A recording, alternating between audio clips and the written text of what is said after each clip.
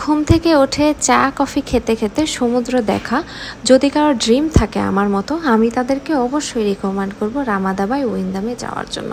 Hello everyone, আসসালামু আলাইকুম। আজকের ভিডিওতে আমি রামাদাতে কতদিন থাকলাম, কত কষ্ট পড়েছে সেটা নিয়ে আলোচনা করব। লিফটের সমুদ্রের ঢেউ দেখতে দেখতে নিজেদের রুমে পৌঁছে গেলাম। চা coffee complimentary as usual 5 star হোটেলের মতোই, তবে যদি স্ন্যাক্স আইটেমগুলো খেতে চান সেই সাথে পে করতে হবে এবং এক্সট্রা ভ্যাট অ্যাড হবে। সাথে ছিল ওয়েট মেশিন এবং ওয়াটার হিটার। বাথরুমে অ্যাজ ইউজুয়াল বাথরুম সেট, তবে shower gel, shampoo, conditioner huge পরিমাণে ছিল, যেটা আর কোনো 5 স্টারে দেখিনি। হেয়ার ড্রায়ার ছিল, যাদের বড় চুল এবং আইফোন ইউজারদের তো খুবই জরুরি।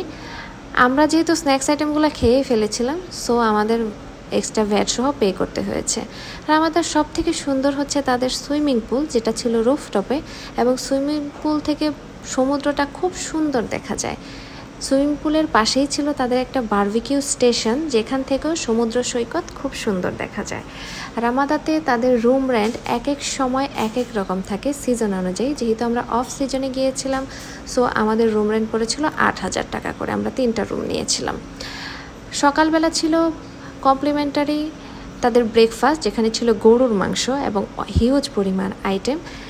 তাদের লবিতে ইচ্ছা করলে মাসাজ নেওয়া যায়, পার আওয়ার 500 করে। Thank you.